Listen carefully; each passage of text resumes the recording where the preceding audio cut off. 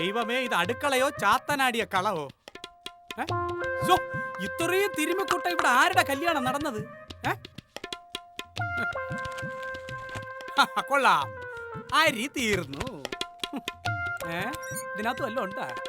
ഉഴുന്ന് കാലി, പഞ്ചസാര നഹി, പരിപ്പ് സ്വാഹ. കൊള്ളാം, ഫസ്റ്റ്. ഇക്കണക്കിന് ഇവർ ഒരാഴ്ച കൂടെ ഇവിടെ നിന്നാ ഈ വീട് തന്നെ തിന്നു തീർക്കൊല്ല ദൈവമേ. മഞ്ഞപ്പൊടി, മല്ലിപ്പൊടി, ഉപ്പുമാങ്ങയുടെ ഒക്കെ അവസ്ഥ എന്തായോ എന്തോ.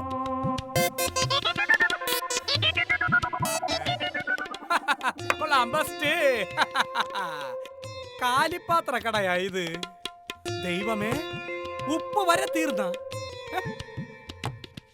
കൊള്ളാം, ഫസ്റ്റ്. കുരുമുളകില്ല, ജീരകം, കടുക്. മണിയൻ എന്തെങ്കിലും പറഞ്ഞ അത് കുഴപ്പാവും. എന്തും ആലോചിച്ചും കണ്ടേ ഞാൻ പറയാറുള്ളൂ. ഒന്ന് പറഞ്ഞ അത് വലിക്കുകയും ചെയ്യും.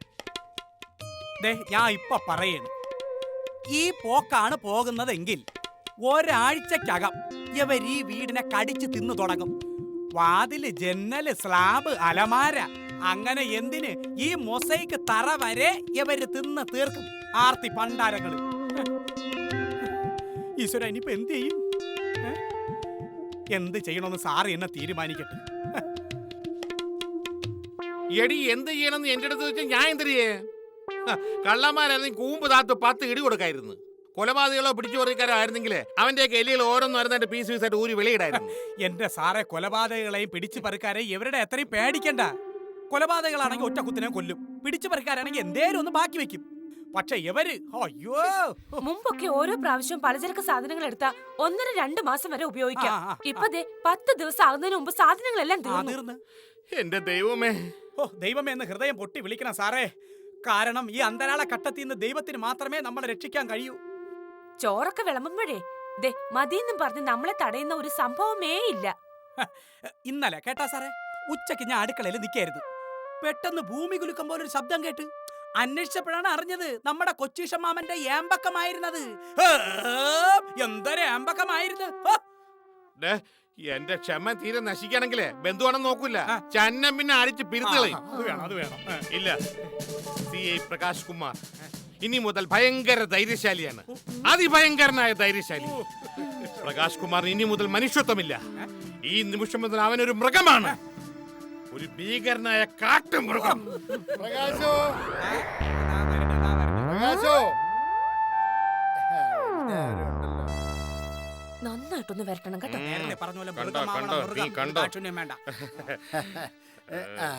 മോനെ പ്രകാശ, നീ നിന്റെ പോലീസ് ജീപ്പ് ഞങ്ങൾക്ക് വേണ്ടി ഒന്ന് വിട്ടു തരണം.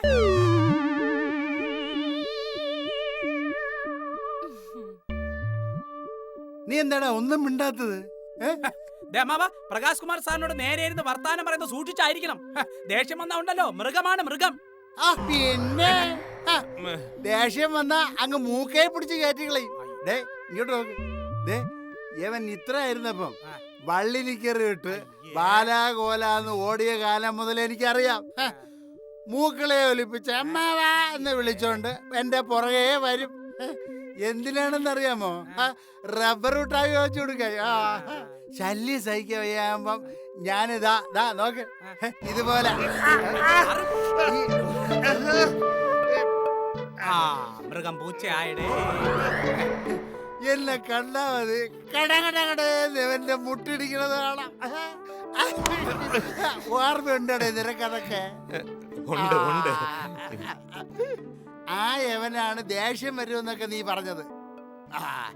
പിന്നെ നാളെ ജീപ്പ് ഞങ്ങൾക്കായിട്ട് വിട്ടു തരണം, കേട്ടല്ല? കേട്ടു മാമ. നാളെ നമുക്കത് അടിച്ച് പൊളിക്കണം.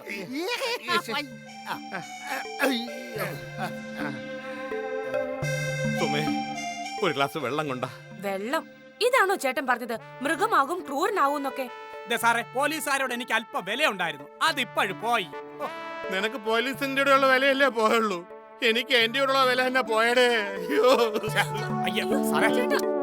സാർ ഇങ്ങനെ സ്വയം ഇടിച്ചില്ലാതാവരുത്, സാറ് നടക്കണം.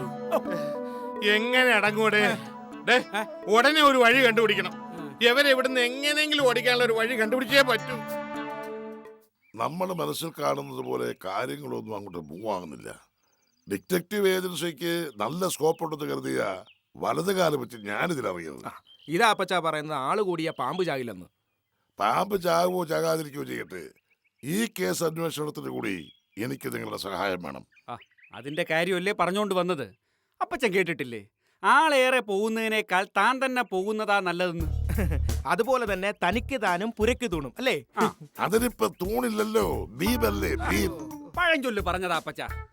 എടാ, പഴഞ്ചൊല്ലു പറഞ്ഞ് കളിക്കാനല്ല ഞാൻ നിങ്ങളെ ഇങ്ങോട്ട് വിളിച്ചത്. എന്റെ ഈ കമ്പനി പൂട്ടാറായി, എങ്ങനെയെങ്കിലും ഇതൊന്ന് രക്ഷപ്പെടുത്തണം. നമ്മൾ കൂട്ടായി നടത്തിയ ഓപ്പറേഷനൊക്കെ പാളിപ്പോയ സ്ഥിതിക്ക് ഈ കേസ് അപ്പച്ചൻ ഒറ്റയ്ക്ക് ഏറ്റെടുക്കുന്നതാണ് ബുദ്ധി. അതാ ആദ്യമേ പറഞ്ഞത്, ആള് കൂടിയ പാമ്പ് ചാവൂലാന്ന്. ഒറ്റയ്ക്ക് പോകേണ്ടടുത്ത് ഒറ്റയ്ക്ക് തന്നെ പോണം. ഒറ്റയ്ക്ക് അന്വേഷിക്കാൻ എനിക്ക് പേടിയാ മക്കളെ. പേടിയുണ്ടെങ്കിൽ അപ്പച്ചൻ എന്തിനാ ഈ പണിക്കിറങ്ങിയത്? എന്തിനാ പ്രേതബാധയുള്ള ഈ വീടെടുത്തത്? ദേ ഇങ്ങോട്ട് നോക്കി. എന്താ അപ്പച്ച ഈ മൃഗരാജനില്ലേ? മൃഗരാജനോ? അതെന്തുവാ? അല്ല, ഈ മൃഗരാജൻ ഒറ്റയ്ക്കാണ് അധികവും യാത്ര ചെയ്യുന്നത്. വേട്ടയ്ക്ക് പോകുന്നത് പോലും ഒറ്റയ്ക്കായിരിക്കും. ഈ കാക്രി പൂക്രി മൃഗങ്ങളൊക്കെയാണ് കൂട്ടത്തോടെ സഞ്ചരിക്കുന്നത്. ഏതായാലും ചാക്കോച്ചൻ അന്വേഷണത്തിന് ഒറ്റയ്ക്ക് ഇറങ്ങുന്നു. കാര്യങ്ങൾ മൊത്തത്തിൽ അങ്ങോട്ട് മാറും. ആകെ ഒരു എടുപ്പും ഗെറ്റപ്പും ഒക്കെ ഉണ്ടാവുന്നേ. അപ്പച്ച ഈ ജെയിംസ് ബോണ്ട് കേട്ടിട്ടുണ്ടോ? അവനെയൊക്കെ ബോണ്ടാ കച്ചവടത്തിനെ കൊള്ളാവൂ. ബോണ്ട അല്ല, പരിപ്പുവട. എന്റെ അപ്പച്ച ഏറ്റവും വലിയ ഡിറ്റക്റ്റീവിന്റെ പേരാണ് പറഞ്ഞത്. ജെയിംസ് ബോണ്ട്, ഷെർലക് ഹോംസ്, പിന്നെ കോട്ടയം പുഷ്പനാഥിന്റെ ഡിറ്റക്റ്റീവ് മാക്സിംഗ്. ഇവരൊക്കെ ഒറ്റയ്ക്കാണ് കേസ് അന്വേഷണത്തിന് പോകുന്നത് അല്ലടാ? അപ്പോ ഞാനിത് ഒറ്റയ്ക്ക് തന്നെ അന്വേഷിക്കണമല്ലേ? ധൈര്യമായിട്ട് അന്വേഷിക്കണം. ഞങ്ങളുടെ സകല പിന്തുണയും അപ്പച്ചനുണ്ടാവും. അപ്പച്ചൻ വിളിപ്പിച്ച ആ സീരിയൽ നടി വരാൻ നേരമായിട്ടുണ്ട്. തൽക്കാലം ഞങ്ങളെ കാണണം.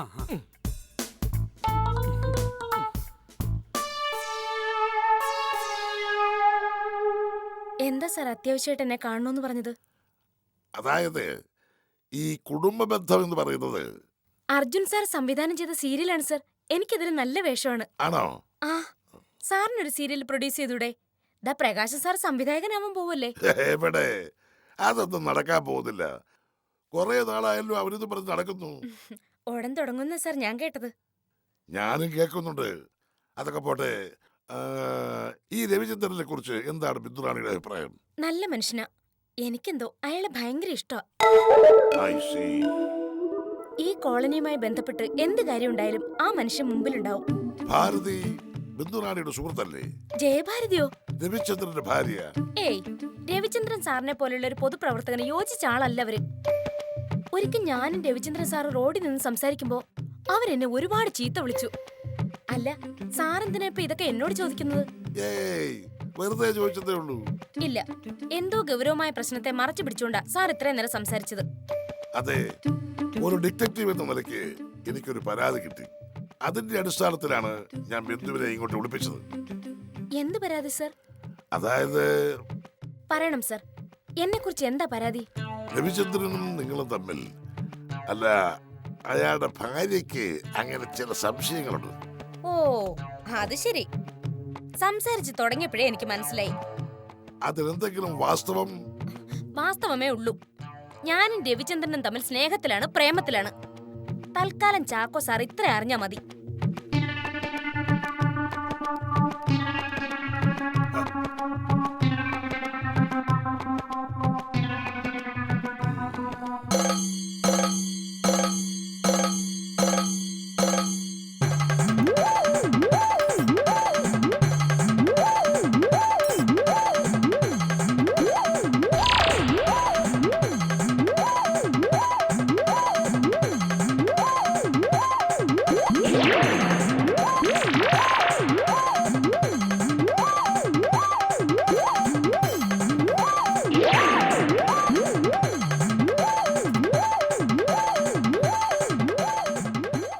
ഇറച്ചി കൊഞ്ചം കൂടെ പോരട്ടെ? കൊണ്ട് തട്ടിക്കൂടേ തലയെ കൂടെ. എന്താ? അല്ല, ഒന്നുമില്ല. ഈ ഇറച്ചിയുടെ തല തടിക്ക് ബെസ്റ്റ് ആണെന്ന് പറയായിരുന്നു. ആ തല കൊണ്ട് വിളമ്പാൻ പറയായിരുന്നു. അപ്പടിയാ? 4-5 തല പോരട്ടെ? എന്റെ തലയും കൂടെ വെട്ടി ഇട്ടുകൊണ്ടേ. സാറേ, ഒരു മിനിറ്റ് ഇനി വന്നേ. സാറേ, അടുക്കളയിലെ ചോറും കറിയും മൊത്തം തീർന്നു. ഇനി ഗ്യാസ് ഊറ്റി അടുപ്പ് മാത്രമേ ഉള്ളൂ. അതും കൂടെ കൊണ്ടു കൊടുക്കട്ടെ യാർത്തി പണ്ടാരത്തിന്. തലയെങ്കേ തല പോവേ എന്നാ അല്ല ഇവിടെ പറഞ്ഞതാ മിണ്ടാതെ എല്ലാം കൊണ്ടുവന്ന് കൊടുക്കാൻ. അപ്പടിയാ സന്തോഷം.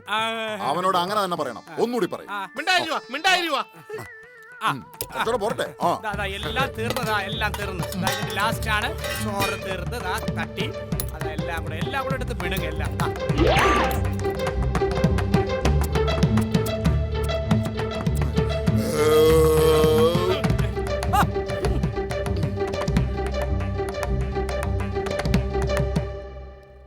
സാറേ,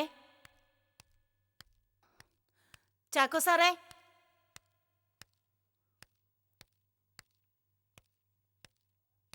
സാറേ. ആ ഭാരതിയോ? എന്തായി സാർ അന്വേഷണം? നടക്കുന്നുണ്ട് ഭാരതി. അതിവിദഗ്ധമായ ചില നീക്കങ്ങളിലൂടെ ഞെട്ടിപ്പിക്കുന്ന പല വിവരങ്ങളും ഞാൻ കണ്ടുപിടിച്ചു കഴിഞ്ഞു. ഭാരത് ചെട്ടാനുള്ള തയ്യാറെടുപ്പോടെയാണ് വന്നിരിക്കുന്നതെങ്കിൽ ഞാനത് പറയാം. വിവരം അതെത്ര ഞെട്ടിക്കുന്നതായാലും കേൾക്കാൻ തയ്യാറായിട്ടാ ഞാൻ വന്നത്. എങ്കിൽ പറയാം. ഭാരതി ഉദ്ദേശിച്ച പോലെ തന്നെ ആ നടി പിന്തുണാടി രവിചന്ദ്രനുമായി സ്നേഹത്തിലാണ്.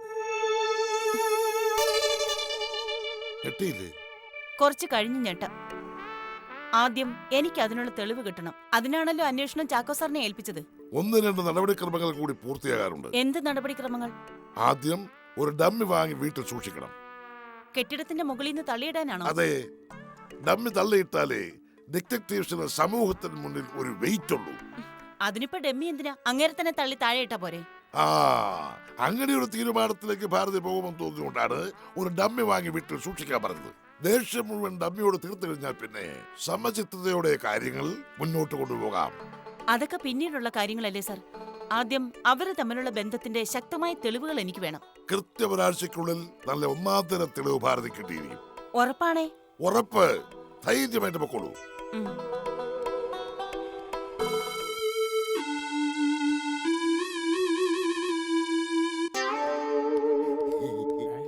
സരസു, ഇയാളത് കിളിയെ വിളിക്കണതാ.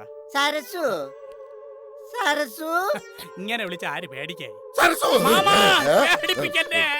ഇത് മാമന്റെ ബോഡിയിൽ നിന്ന് വന്ന വോയിസ് ആണ്. ഓക്കെ, ഇത് ഫിക്സ് ചെയ്തു. ബാബാ, ഓക്കെ, ഇനി ഇത് മാറ്റല്ലേ ഈ വോയിസ്.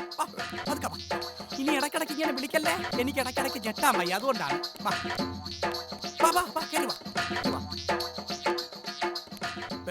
നേരത്തെ കുറച്ചുകൂടി ശക്തിയായിട്ട് വിളിക്കണം. എല്ലാത്തിനും ഇന്നത്തോടെ പിടിച്ച് പുറത്താക്കണം. ഏതായാലും അവസാനം മാവന് ദേഷ്യം വന്നല്ല, അത് മതി.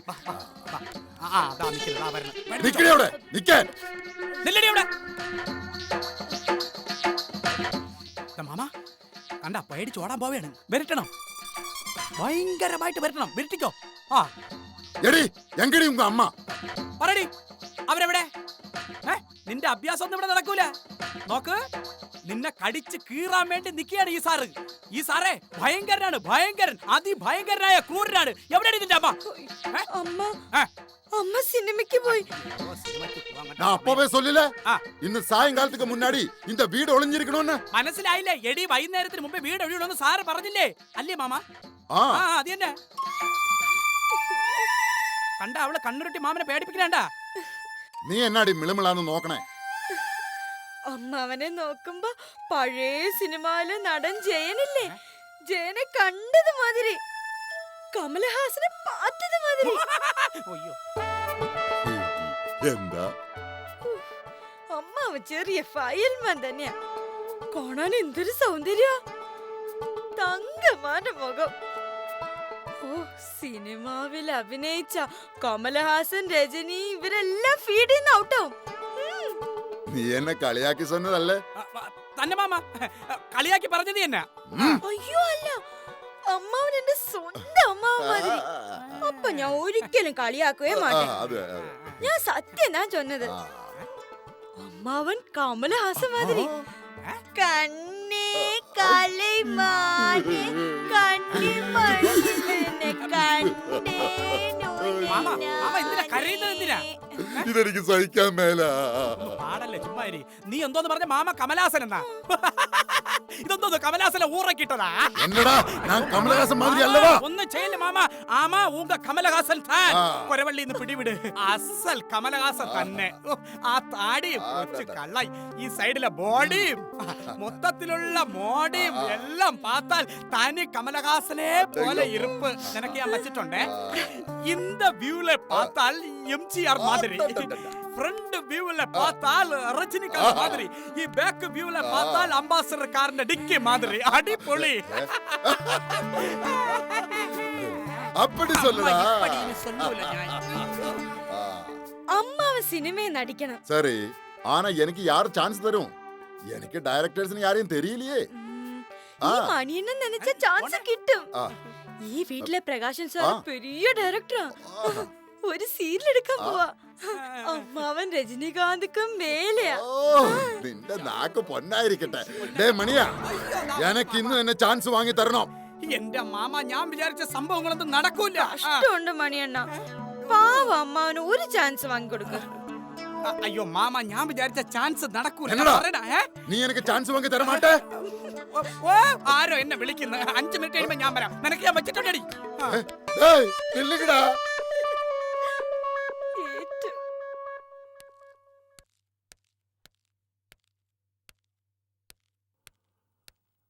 അന്നാമോ അന്നാമോ ഇവളിത് എവിടെ പോയി കിടക്കുക?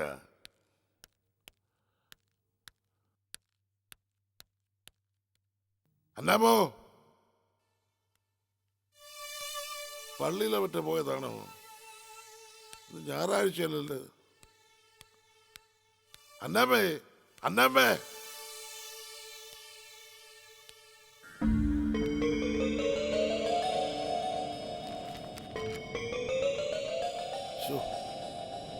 അച്ചായന് അന്നാമ എഴുതുന്നു, ഞാൻ പുളിയാമ്പറമ്പിലേക്ക് പോകുന്നു. നിങ്ങളുടെ മുഖത്ത് നോക്കി 4 വർത്താനം പറഞ്ഞിട്ട് പോണമെന്നുണ്ടായിരുന്നു. പക്ഷേ ഇപ്പോഴും സ്നേഹത്തിന്റെ ഒരു അംശം നിങ്ങളോട് എനിക്കുള്ളത് കൊണ്ട് ഞാനത് ചെയ്തില്ല. വയസ്സുകാലത്ത് കണ്ട സീരിയൽ നടിമാരുടെ പുറകെ നടക്കുന്ന അപ്പച്ചനെ കുറിച്ച് മക്കൾ അറിയുന്നതിന് മുമ്പ് ഒരു തീരുമാനത്തിലെത്തി നിങ്ങൾ എന്നെ അറിയിക്കണം. ഇനി ഞാൻ മതിയോ അതോ ബിന്ദറാണി മതിയോ എന്ന്. എന്റെ കർത്താവേ, ഡിറ്റക്റ്റീവ് വേഷം കിട്ടി വെളിയിലോട്ട് ഇറങ്ങുമ്പോ ഇനിയും നടിമാരെ കാണും. അപ്പോ ഈ ബിന്ദുറാണിയെ മറക്കരുതെന്ന് ഞാൻ കർത്താവിനോട് പ്രാർത്ഥിക്കാം. എന്നും എപ്പോഴും നന്മയുണ്ടാകണമെന്ന്. എന്റെ കർത്താവേ, ഇവളെല്ലാം ഭാവിച്ചാണോ എന്ന്. ഞാൻ ചേച്ചിയെ പ്രതീക്ഷിച്ചു തന്നെ ഇരിക്കായിരുന്നു. ചേച്ചി, ഞാൻ പോയി കുടിക്കാൻ എന്തെങ്കിലും എടുത്തോണ്ട് വരാം. മനസ്സ് സന്തോഷിച്ചിരുന്നാലല്ലേ വിശാലം നമുക്ക് എന്തെങ്കിലും കുടിക്കാനും കഴിക്കാനും ഒക്കെ തോന്നും. ഇപ്പൊ ഒന്നും വേണ്ട. ചേച്ചി ഒന്ന് സമാധാനപ്പെടൂ, നമുക്ക് പരിഹാരം ഉണ്ടാക്കാന്നേ. എന്റെ സമാധാനമൊക്കെ എന്നേ നഷ്ടപ്പെട്ടു. ചേച്ചി ഒന്ന് ഗുണദോഷിക്കാനാ ഞാൻ വിളിപ്പിച്ചത്. അങ്ങോട്ട് വരാന്ന് കരുതിയതാ, പക്ഷേ അവിടെ ഇനി എന്താവാനാ വിശാലം? വിവാഹം സ്വർഗത്തിൽ നടക്കുന്നു എന്നാ ഞങ്ങളുടെ പ്രമാണം. സ്വർഗത്തിൽ തീരുമാനിക്കപ്പെടുന്ന വിവാഹം ഭൂമിയിൽ നടക്കും. ആ വിവാഹം നടക്കുന്നതോടെ ഭൂമി സ്വർഗമാവും. അങ്ങനെയൊക്കെയാ വചനങ്ങളിൽ. പക്ഷേ പർദീസ കാണുമ്പോൾ സാത്താന് കലിയിളകും. അത് വിലക്കപ്പെട്ട കനി ഭക്ഷിപ്പിക്കാൻ ഇഴഞ്ഞെത്തും. ഞങ്ങളുടെ കുടുംബത്തിലും സാത്താൻ വന്ന് കുടിവെച്ചു. എന്റെ വിശാലം, അതെന്റെ ഇച്ഛാന്റെ മനസ്സിലേക്ക് അങ്ങ് കേറി. എന്നിട്ട് അയ്യോ ചേച്ചി, എന്താ ഇത്? കരയില്ലേ ചേച്ചി? എന്താ ചേച്ചി ഇത്? ചേച്ചി, എന്താ ചേച്ചി ഇങ്ങനെ? കരയില്ലേ? ഞാൻ പറഞ്ഞില്ലേ വിശാലം, ദുഃഖം വന്നാ പിന്നെ എനിക്ക് പിടിച്ചു നിൽക്കാനാവില്ല. ചേച്ചി, ഞാൻ ഒരു കഥ കേട്ടിട്ടുണ്ട്, പറയട്ടെ? കഥനകഥയാണോ? എന്നാ വേണ്ട. ഇപ്പോഴേ ദുഃഖം, അതിന്റെ കൂടി ഇനി ഒരു കഥനകഥയും കൂടെ വേണ്ട. ഇതൊരു സംശയകഥയാ. ഒരു സ്ത്രീക്ക് ഭർത്താവിനെ സംശയത്തോട് സംശയം. അയ്യോ, ഇത് എന്റെ കാര്യം സംശയമല്ല. ചേച്ചി ഇതൊരു കഥയാ. ചേച്ചി ഇതൊന്ന് കേക്ക്. ദിവസം ഓഫീസിൽ നിന്ന് ബസ്സിൽ വരുമ്പോ നല്ല തിരക്ക് കാണും. ഏതെങ്കിലും സ്ത്രീകളുടെ തലമുടി തിരക്കിൽ അറിയാതെ പുള്ളിക്കാരന്റെ ഷർട്ടിൽ പറ്റിപ്പിടിച്ചിരിക്കും. എന്നിട്ട് വീട്ടിൽ ഭാര്യ ഈ തലമുടി കണ്ടുപിടിക്കും. എന്നിട്ട് ചാടിത്തുള്ളൂ.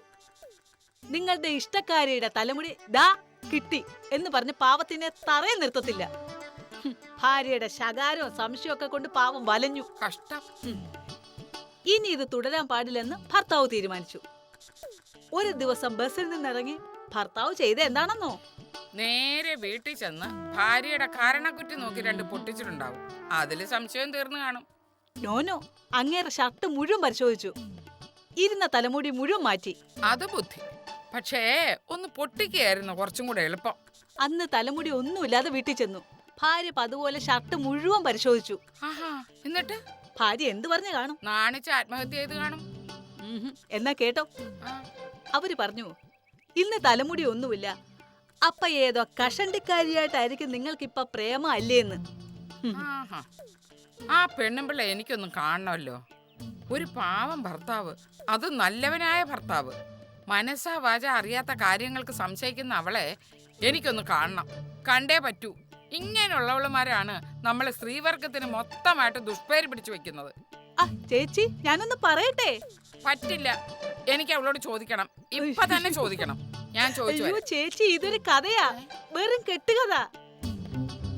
അയ്യോ, പറയുമ്പോൾ ഇതൊരു കഥയാണല്ലോ. എന്നാലും ഇങ്ങനെയുണ്ടോ ഒരു സംശയം? അതെ ചേച്ചി, ഓരോരുത്തരുടെ കാര്യങ്ങളെ.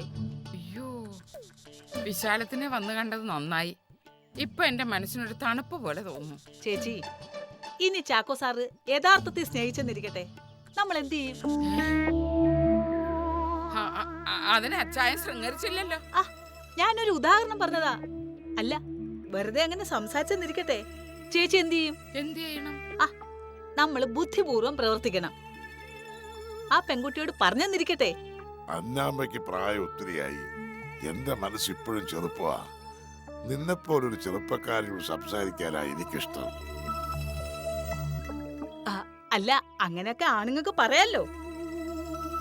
അങ്ങനെ പറഞ്ഞെന്നിരിക്കട്ടെ. അപ്പം അന്നമ്മ ചേച്ചി ആദ്യം അങ്ങ് കണ്ണടയ്ക്കണം. ഈ അനുകൂലാവസ്ഥ അവരെ കൂടുതൽ അടുപ്പിക്കും. അല്ല, അവസരങ്ങളാണല്ലോ തെറ്റുകൾ ചെയ്യാനുള്ള ഒരു പ്രധാന ഘടകം. അവര് തമ്മിൽ കൂടുതൽ അടുക്കും. അപ്പോഴും പ്രശ്നം ഉണ്ടാക്കരുത്. കണ്ണടയ്ക്കണം. അങ്ങനെ ഇരിക്കുമ്പോ ചാക്കോച്ചൻ സാറും ആ പെങ്കൊച്ചും കൂടെ ഊട്ടിക്കൊന്ന് പോകും. എന്നെയും പിള്ളാരെയും കൊന്നിട്ടേ അത് ഞാൻ ഊട്ടിയിലും കേട്ടിയിലും പോകത്തുള്ളൂ. അയ്യോ, എന്റെ അച്ചായന്റെ കാലയിൽ ഒരു മുള്ളു പോലും കൊള്ളരുതെന്നാ എന്റെ പ്രാർത്ഥന. ആ എന്നോട് വഞ്ചന കാണിച്ചേച്ച് തൊലിപ്പുറത്ത് വെളുപ്പ് കണ്ട് മോഹിച്ച്. അയ്യോ ചേച്ചി, ഞാനൊരു ഉദാഹരണം പറഞ്ഞതാ. ചേച്ചിയെ സമാധാനിപ്പിക്കാൻ നോക്കിയതാ. വേണ്ട, ഞാൻ കൊച്ചൊന്നുമല്ല വിശാലം കഥ കേട്ട് സമാധാനിക്കാൻ. ഇല്ല, ഞാൻ ജീവിച്ചിരിക്കുമ്പോ അത് ഞാൻ ഊട്ടിയിലെ തണുപ്പ് കൊള്ളാൻ പോകുകയല്ല. സത്യം. അയ്യോ എന്റെ ദൈവമേ, വെളുക്കാൻ തേച്ചത് പാണ്ടായല്ലോ. എനിക്ക് വയ്യ.